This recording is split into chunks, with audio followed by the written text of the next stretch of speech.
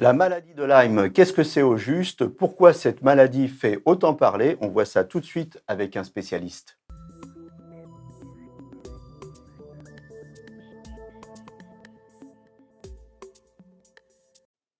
Avec moi sur le plateau, le professeur Éric Côme. Éric Côme, vous êtes chef du service des maladies infectieuses à l'hôpital Pitié-Salpêtrière. Voilà, j'en bafouille.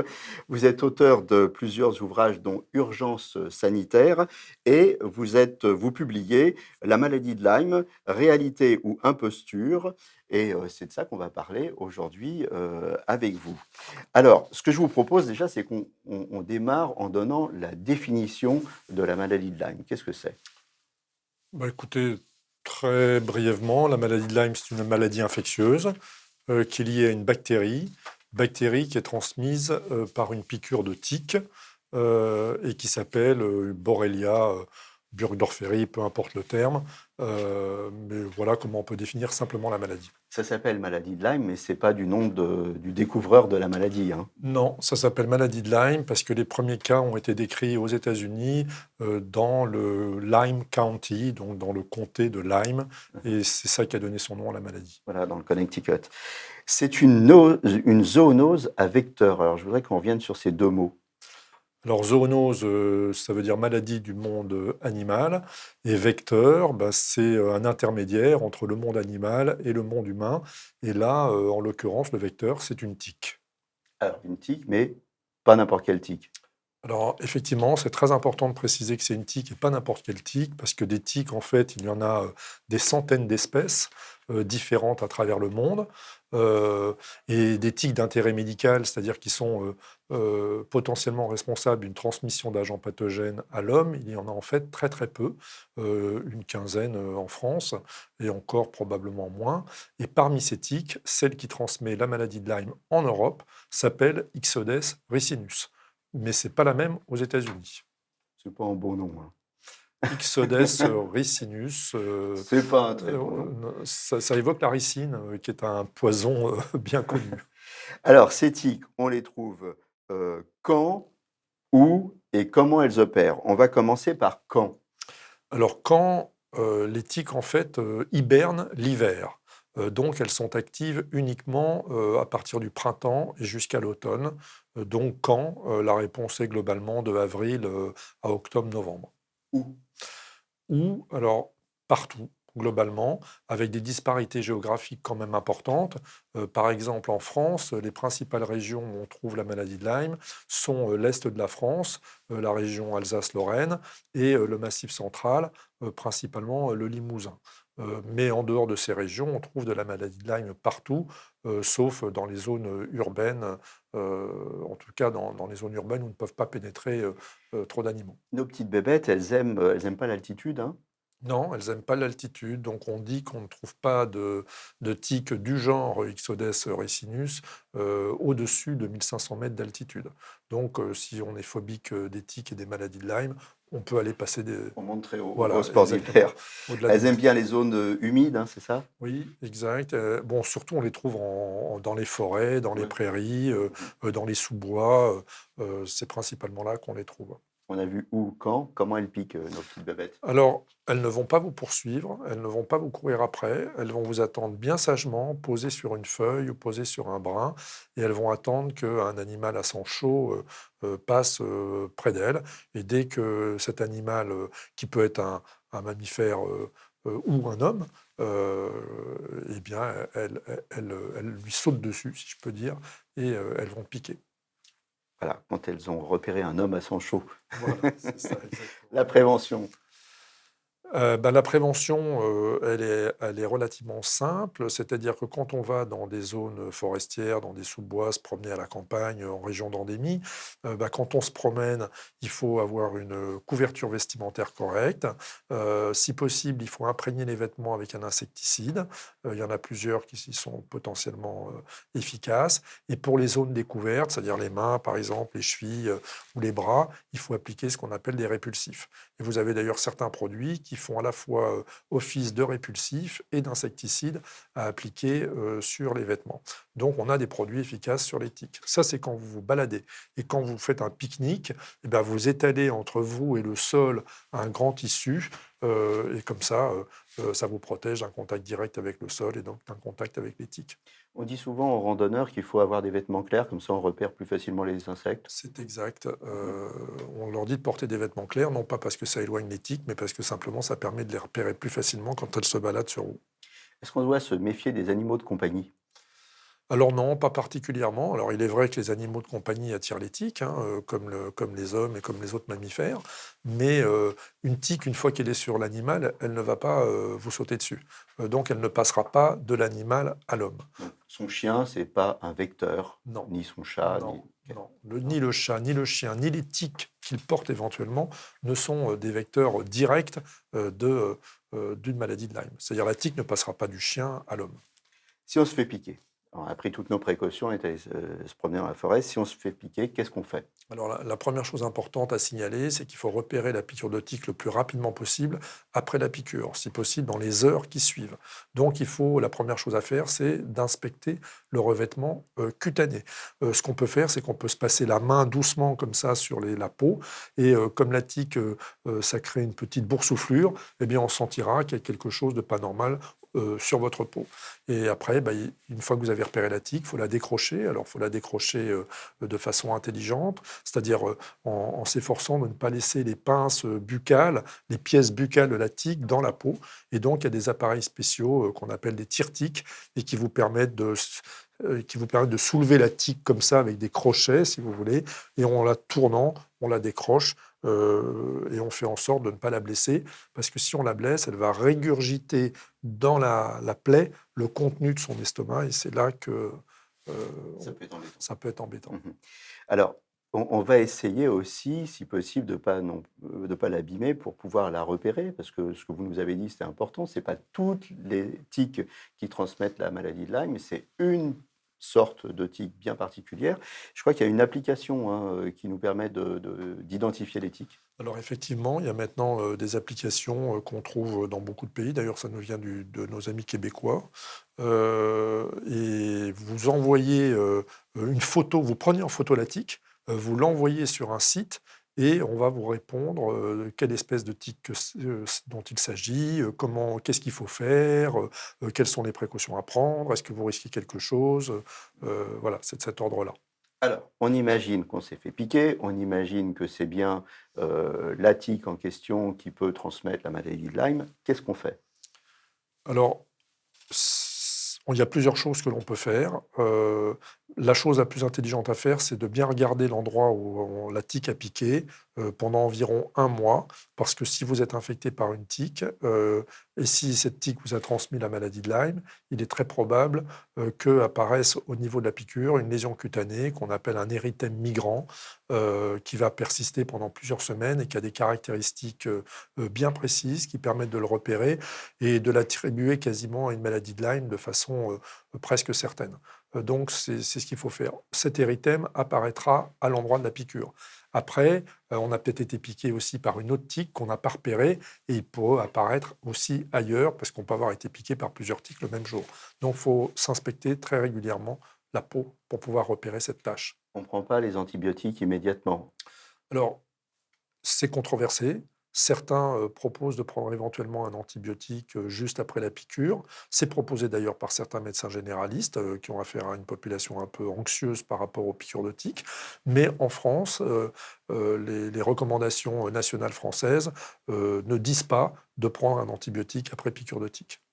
Oui, parce qu'après piqûre de tique, on n'est pas forcément sûr déjà que ce soit une tique qui est porteuse de la maladie Il y a de Lyme. effectivement plein Hein. d'incertitudes. Voilà. On n'est pas sûr que ce soit Mhm. la tique qui va transmettre la maladie. Ouais. Même si c'est la tique qui transmet la maladie, on n'est pas sûr qu'elle va être infectée. Ouais. Et même si la tique est infectée, on n'est pas sûr qu'elle va transmettre la Voilà, maladie. on va revenir en détail sur tout ça derrière.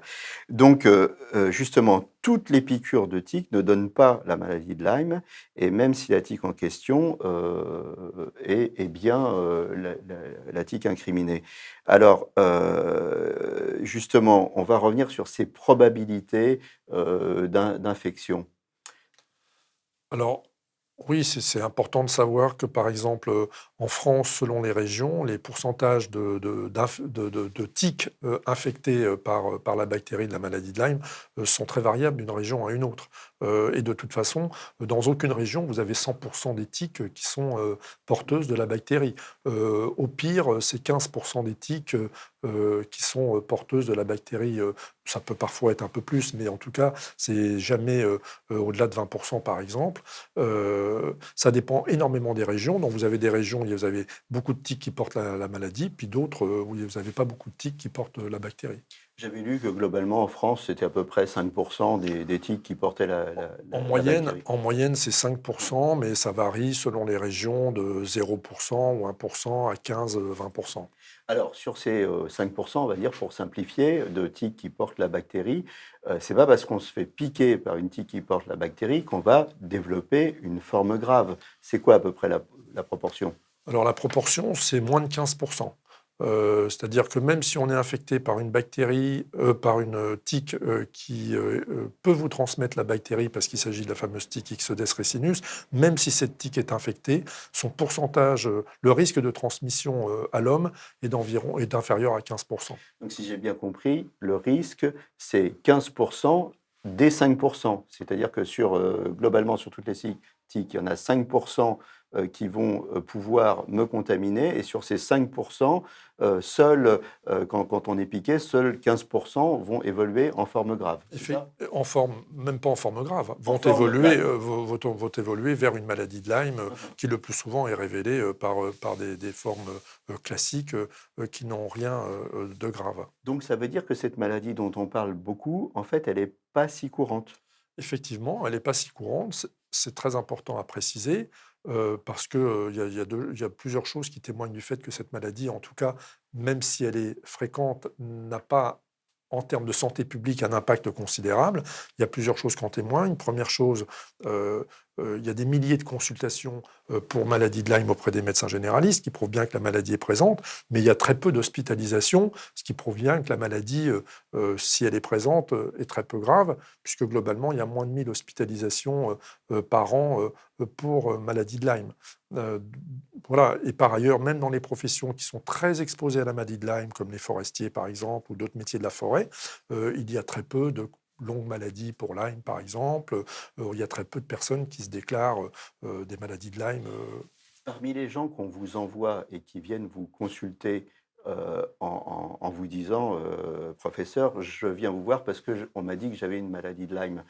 Combien en ont vraiment une et combien sont mal adressés finalement? Alors, on a effectivement fait cette étude dans le service, mais nos résultats rejoignent des études qui ont été faites ailleurs en France et encore plus qui ont été faites aux États-Unis dans les années 90. Donc, en fait, c'est quelque chose qui est connu depuis très longtemps. Et en fait, le résultat de ces études est le même partout. Globalement, ça dépend évidemment des régions, mais en France, vous avez pas plus de 15% des personnes qui viennent me consulter les médecins pour une maladie de Lyme qui ont en fait vraiment une maladie de Lyme. C'est-à-dire que ces gens, ils viennent vous voir en étant persuadés qu'ils ont une maladie de Lyme et ils repartent de chez vous, vous leur dites, bah non, c'est pas ça. Exactement. 85% des patients qui viennent me consulter pour maladie de Lyme repartent soit avec un autre diagnostic qui n'est pas en rapport avec la maladie de Lyme. Grave, pas grave. C'est comme pour toute maladie infectieuse et même toute maladie en général. Il y a des formes pas graves et il y a des formes potentiellement graves. Cette maladie est principalement responsable de formes cutanées qui ne sont pas graves, de formes rhumatologiques avec des problèmes articulaires qui ne sont pas graves, et de formes neurologiques exceptionnellement cardiaques qui peuvent être parfois graves si elles sont négligées. Alors, si vous voulez bien, on va détailler les symptômes et puis ensuite on va détailler les manifestations physiques au stade 1 et au stade 2, c'est-à-dire un stade un peu plus grave de la maladie. Les symptômes globalement de la maladie de Lyme, qu'est-ce que c'est? Alors les symptômes, ils dépendent un peu des stades, comme vous venez de le dire. Alors on peut raisonner soit de façon évolutive dynamique, c'est-à-dire en fonction des stades successifs de la maladie, ou on peut raisonner en fonction des signes que peut donner la maladie en général. Donc il y a des signes cutanés, il y a des signes rhumatologiques, il y a des signes neurologiques, et puis exceptionnellement, il y a d'autres formes, par exemple cardiaques ou ophtalmologiques, mais qui sont absolument exceptionnelles. Au stade 1, c'est quoi? Fièvre, Alors, frisson, fatigue, maux de tête, des choses comme Alors, ça? le stade 1, en fait, c'est le stade qui correspond à la piqûre, hein, et à la pénétration de la tique dans l'organisme et à la réaction cutanée qui en est la conséquence et qu'on appelle un érythème migrant, dont on a parlé tout à l'heure. Et cet érythème migrant, c'est la première manifestation de la maladie et ça peut être associé. Et donc, c'est une manifestation cutanée, limitée à la zone qui entoure la piqûre et qui peut être éventuellement associée à des signes généraux dont vous venez de parler. Parfois un peu de fièvre, de la fatigue, des maux de tête, mais c'est plutôt inconstant. Ce qui est constant, c'est la tâche. Alors, ce qui est constant, c'est la tâche. Par contre, la tâche, peut-être, on la remarque pas forcément, alors qu'on remarque qu'on a de la fièvre, des maux de tête, et c'est le problème, parce que c'est des maladies, c'est des signes qui peuvent être attribués à plein d'autres maladies. Alors, la fièvre est quand même très inhabituelle, Mhm. euh, alors que la tâche, elle, est assez constante. Alors, mais effectivement, vous avez raison de souligner que cette tâche, on ne la voit pas toujours. Alors, pourquoi on ne la voit pas toujours? D'abord, c'est une tâche qui est un peu rouge, mais parfois, elle n'est pas d'une rougeur extrême, si bien qu'il est difficile de la voir, même sur peau blanche. Et par ailleurs, des fois, elle est localisée à des endroits où vous ne pouvez pas la voir, parce que, elle est, par exemple, sur vos fesses, et vous n'allez pas vous examiner les fesses tous les jours. Et on la repère pas parce qu'elle est indolore, c'est ça? Elle est indolore, Oui. effectivement. Donc, elle peut passer Elle peut passer totalement inaperçue. Après, inaperçue. elle peut avoir une taille quand même assez considérable, de plusieurs centimètres. Donc, on peut quand même la repérer quand on fait attention. Stade 1, on a cette tâche, elle est légèrement boursouflée, elle peut Elle n'est pas très évoluer, boursouflée, mais elle est plus ou moins étendue. mais plus ou moins Voilà. étendue. Bon, est-ce que ça évolue, toujours vers un stade 2? On a vu que non. Non. Alors qu'est-ce qui se passe? Ça Alors, régresse cette automatiquement? tâche, si vous dépistez la maladie à ce stade-là, il n'y a aucun problème, hein. Le malade guérit très facilement sous traitement antibiotique. Si vous ne le dépistez pas à ce stade-là, il peut évoluer. Alors, la plupart du temps, il va guérir tout seul et il n'en entendra plus jamais reparler. Simplement, il va positiver sa sérologie, qui sera le témoignage du fait qu'il a été infecté par la bactérie. Et puis, un petit pourcentage de ces patients-là vont évoluer vers d'autres stades qu'on appelle disséminés et pour lesquels on distingue les stades disséminés précoces et disséminés tardifs. Alors c'est important, hein, c'est il peut évoluer, c'est pas il va évoluer, c'est Mm. pas obligatoire, C'est il pas, peut évoluer. il peut évoluer. Voilà. Et vous avez parlé de la sérologie. La sérologie, c'est ce qui va signer véritablement la présence de la maladie, si on a un doute, hein, La présence de la maladie ou de l'infection, ou de hein, l'infection. puisqu'on peut avoir été infecté Infecté, mais sans pas. être malade. Absolument. Le stade 2, alors. Alors le stade 2, c'est ce qu'on appelle le stade disséminé précoce, hein, c'est les 6 mois qui suivent la piqûre. Et Donc, si c'est les 6 mois, excusez-moi, je vous arrête parce que c'est important. Si c'est les 6 mois qui suivent la piqûre, ça veut dire qu'il va y avoir un pic d'infection en fonction justement de l'hibernation des tiques. alors effectivement, ça n'apparaît pas tout de suite. Donc mettons que vous êtes piqué à début de la saison des tiques, vous êtes piqué en avril, vous allez faire des signes au mois à partir du mois d'août, par exemple, de juillet, août, septembre. Et c'est là que vous allez rentrer à l'hôpital. Donc les malades qui consultent pour des signes cutanés du stade 1 consultent plutôt tôt dans la saison estivale, entre guillemets, et les malades qui consultent pour des formes un peu plus sévères sont hospitalisés plus tard dans la saison euh, pour, pour ces manifestations. Alors, il y a des atteintes neurologiques dans 50% des cas, hein, Oui, graves, c'est il y a ça? des atteintes rhumatologiques et neurologiques, c'est les deux plus fréquentes. Les atteintes rhumatologiques sont plus fréquentes aux États-Unis qu'en France, alors que les manifestations neurologiques sont plus fréquentes en France qu'aux États-Unis. Mhm. Et il y a des atteintes cardiaques très rares. Il y a des atteintes cardiaques qui sont absolument exceptionnelles, mais qui sont décrites, dont on ne peut pas nier l'existence. Le diagnostic, alors si on se résume, parce que c'est important, hein, on a vu que c'était une maladie où il y avait beaucoup de confusion autour du diagnostic de cette maladie. Si j'ai bien compris, il y a trois types d'arguments qui caractérisent véritablement la maladie. Oui, On les alors rappelle. en maladie infectieuse, il est toujours bien d'isoler l'agent pathogène, mais malheureusement, pour la maladie de Lyme, on ne peut pas isoler l'agent pathogène pour des raisons qu'on ne va pas discuter ici, mais c'est un agent qui est difficile à trouver et à cultiver. Donc, il n'y a pas 36 solutions. Dans ces cas-là, le diagnostic repose sur un faisceau d'arguments. Et dans le faisceau d'arguments, il y a 3 choses principales. Le premier argument, c'est épidémiologique, c'est-à-dire vous devez quand même avoir été exposé aux piqûres de tiques dans votre jardin, lors d'une balade en forêt, en région d'endémie, pendant la période de transmission. Faut ces trois. Deuxièmement, il faut avoir des manifestations cliniques qui sont compatibles évidemment avec la maladie de Lyme, c'est-à-dire les manifestations dont on a parlé tout à l'heure, cutanées, rhumatologiques, cardiaques ou neurologiques. Et puis troisièmement, il faut avoir une sérologie positive, tout en sachant qu'il y a un piège, mais dont tout le monde est au courant, c'est-à-dire que la sérologie ne va pas se positiver avant, disons, 6 semaines pour être large, après la piqûre de tique. Très rapidement, le traitement. Le traitement, on peut être très rapide parce qu'en fait, il est très facile. Il y a 3 classes d'antibiotiques qui marchent et en fait, on utilise principalement 2 classes d'antibiotiques, voire même de plus en plus un seul antibiotique qui est la doxycycline. Et les autres antibiotiques, il y a un antibiotique qu'on peut donner par voie intraveineuse ou par voie intramusculaire qui s'appelle la ceftriaxone. Mais globalement, entre la ceftriaxone et la doxycycline, on traite 100% des malades. 100% des malades, c'est important, y compris sur les formes graves. Alors, parler de forme grave, il n'y a pas de forme qui engage le pronostic vital. Oui. Il n'y a pas de mort de la maladie de Lyme. On ne parle pas du Covid. Donc, les formes de la maladie de Lyme potentiellement mortelles sont absolument exceptionnelles. C'est les atteintes cardiaques qui sont rarissimes. Il faudrait encore qu'elles soient mal prises en charge pour décéder. Donc, je pense qu'il faut vraiment rassurer les gens et leur dire que les formes graves de la maladie de Lyme, si elles existent, sont absolument exceptionnelles, à tel point, c'est que moi, personnellement, je n'en ai jamais vu en 30 ans d'expérience. Absolument. Donc, dans tous les cas, le traitement par antibiotique fonctionne. Le Ça, traitement c'est par antibiotique le message à fonctionne, faire passer. quel que soit le stade de la maladie, même dans les stades tardifs. Est-ce qu'il y a des vaccins Alors, actuellement, non, il n'y a pas de vaccin, mais il y a quelques recherches sur des vaccins, et notamment, il y a 1 ou 2 vaccins, surtout un qui sera probablement commercialisé dans les années qui viennent, si on confirme son efficacité par les essais cliniques. Société française, c'est Valneva. C'est hein, une société c'est ça. française. Voilà. La sérothérapie, ça existe? Alors la sérothérapie existe, c'est tout simplement administrer des anticorps avant pour éviter la maladie. Ça existe, mais pas en France. Voilà, donc on ne vous la proposera pas. Et même aux États-Unis, elle a été l'objet de recherche, mais elle n'est pas rentrée en pratique courante, sauf erreur de ma part. Et pourquoi? Parce qu'en fait, c'est pas nécessaire. On donne un antibiotique et ça se calme. Voilà, C'est ça? exactement, exactement. Et Mhm. puis par ailleurs, comme on l'a vu tout à l'heure, non seulement toutes les tiques ne transmettent pas la maladie, mais en plus elles ne sont pas toutes infectées. Alors, on arrive bientôt au terme de cette émission. C'est important de consacrer un peu de temps sur les polémiques. Pourquoi autant de passion et d'incompréhension autour de cette maladie? Parce que là, on va se prendre des volets de bois vert sur les réseaux sociaux, j'en suis sûr, avec cette émission. Pourquoi?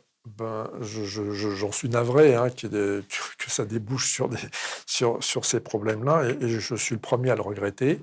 Pourquoi? Écoutez, je ne sais pas, à dire vrai, parce que c'est un phénomène qui est très connu en fait, qui a été reconnu aux États-Unis, c'est-à-dire le phénomène de surdiagnostic et de surtraitement de la maladie de Lyme, c'est-à-dire attribuer à tout problème la maladie de Lyme et la traiter comme telle.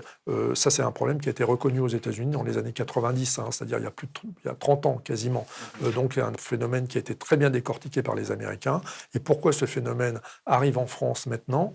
Enfin en tout cas depuis une dizaine d'années, je suis incapable de vous le dire. Je pense que, enfin si, j'ai des explications d'ailleurs que je discute dans le livre, mais je pense qu'il y a un vrai problème de formation des médecins à la prise en charge de ces malades qui sont difficiles effectivement, mais pour autant, c'est pas parce qu'ils sont difficiles qu'il faut leur mettre dessus l'étiquette maladie de Lyme et puis les laisser tomber avec cette étiquette. Donc en fait, si j'ai bien compris ce que vous dites, il y a un surdiagnostic de la maladie de Lyme. Il y a des tas de gens à qui on dit vous avez la maladie de Lyme, ils ne l'ont pas. Ça débouche sur une errance médicale parce qu'ils prennent des traitements qui ne sont pas efficaces, bien évidemment, puisque c'est des traitements pour la maladie de Lyme et eux, ils ne l'ont pas, donc ça ne marche pas sur eux. Et ces gens-là qui sont en errance médicale, ils sont aussi la proie de charlatans, parfois. Bah, c'est un peu aussi une des raisons pour laquelle j'ai écrit, ce livre, parce que je me suis rendu compte qu'effectivement, il y avait une véritable errance diagnostique, il y avait une errance thérapeutique, j'ai même vu des malades qui se sont retrouvés, quasiment ruinés, parce qu'ils allaient se traiter, en Allemagne, à des prix prohibitifs, dans des cliniques privées, avec des méthodes, comme l'ozone, par exemple, enfin, vous voyez, des choses dont on n'a jamais entendu parler, heu et avec un coût certain et une inefficacité certaine et malheureusement, pour eux, un prix à payer en termes d'effets indésirables de médicaments inutiles, en termes de maladies non diagnostiquées, donc en termes de maladies non prises en charge et donc parfois, ça peut déboucher, sur la mort, mais pas de la maladie de Lyme, la mort de maladies, non diagnostiquées, de maladies non prises en charge. Et il y a un effet pervers aussi, c'est-à-dire qu'on a parlé de surdiagnostic, mais il y a aussi un sous-diagnostic. Il y a des gens qui veulent, qui croient plus en fait aux antibiotiques, à l'efficacité des antibiotiques, parce qu'ils ont entendu justement tous ces malades en errance qui leur disent, bah, de toute façon, moi j'ai la maladie de Lyme, mais on n'arrive pas à me traiter. Ouais, alors effectivement, j'ai été confronté à ça une fois, je l'ai vu j'en parle dans le livre. Effectivement, une malade que j'avais vue pour ça et qui m'a dit: «Je veux pas me traiter parce que le traitement antibiotique marche pas». C'est faux, le traitement antibiotique marche très bien. Voilà, on arrive au terme de cette émission. Si on a vraiment un message à marteler, c'est que la maladie de Lyme, c'est une maladie qui a des caractéristiques précises, qu'elle est identifiable notamment par la sérologie et qu'il y a un traitement qui fonctionne, y compris sur les stades 2, et que donc il faut s'adresser à des spécialistes de la maladie de Lyme. Exactement, et rassurer les personnes qui nous écoutent. Voilà, bah, écoutez, merci, professeur, Combe, pour ce point, Merci à vous. rigoureux, scientifique, sur Lyme, mais qui va déranger beaucoup de gens et qui va nous attirer, les foudres sur les réseaux. Mais c'est pas grave, hein, c'est important, de rétablir, les vérités, scientifiques. Je rappelle que vous êtes, chef du service des maladies infectieuses à l'hôpital La Pitié-Salpêtrière, auteur de plusieurs ouvrages, dont Urgence sanitaire, et auteur de cet ouvrage, La maladie de Lyme, réalité ou imposture, que vous venez de publier et dont vous êtes venu nous parler. Merci Mer beaucoup. À très bientôt pour un nouveau numéro de Capital Santé et d'ici là, portez-vous bien.